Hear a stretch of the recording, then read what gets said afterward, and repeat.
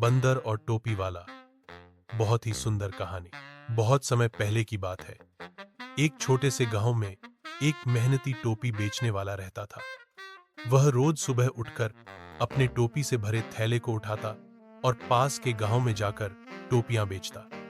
उसकी टोपियां सुंदर रंग बिरंगी होती थीं, जिनमें कई डिजाइन और प्रकार होते थे। गांव के लोग उसकी टोपियों को पसंद करते थे और इसी से उसका गुजारा चलता था। एक बार की बात है, टोपी बेचने वाला एक दूर के गांव में टोपियां बेचने गया था। कई दिन वहां रुककर उसने बहुत सी टोपियां बेची और अब वह अपने गांव वापस लौट रहा था। उसके थैले में अब भी बहुत सारी टोपियां बची थीं।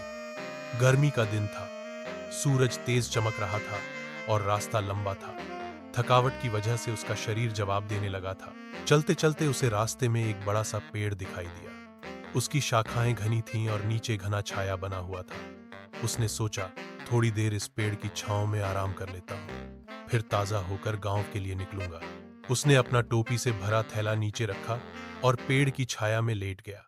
वह इतना थका हुआ था कि कुछ ही देर में गहरी नींद में सो गया। दोपहर की गर्मी में चारों ओर शांति थी और पंछियों की आवाजें वातावरण को मधुर बना रही थी। कई घंटे बाद उसकी नींद खुली। जैसे ही वह उठा, उसने देखा कि उसका थैला खाली पड़ा है। एक टोपी छोड़कर सारी टोपियां गायब थीं। वह घबरा गया और इधर-उधर देखने लगा। उसने चिल्लाते हुए कहा, अरे, मेरी टोपियां कहां गईं? किसने ले ली? तभी उसे ऊपर से कुछ अजीब सी आवाजें सुनाई दी। जब उसने ऊपर देखा तो हैरानी से उसकी आंखें खुली की खुली रह गईं। पेड़ की शाखाओं पर बहुत सारे बंदर बैठे हुए थे और उन सब ने उसकी टोपियां पहन रखी थी। कोई लाल टोपी में था, कोई हरी टोपी में और कोई नीली टोपी में। बंदर खुशी खुशी उछल कूद कर रहे थे, जैसे वे इन टोपियों से खेल रहे हों। टोपी वाला परेशान हो गया। उसने जोर से चिल्लाया, बंदरों, मेरी टोपियां वापस करो। लेकिन बंदर तो बंदर थे, वे उसकी नकल करने लगे। वह इधर उधर भागा, हाथ हिलाने लगा और बंदर भी उसकी हरकतें दोहराने लगे।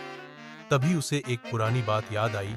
उसके दादा ने कभी उसे बताया था कि बंदर इंसानों की नकल बहुत अच्छे से करते हैं। उसने तुरंत एक तरकीब सोची।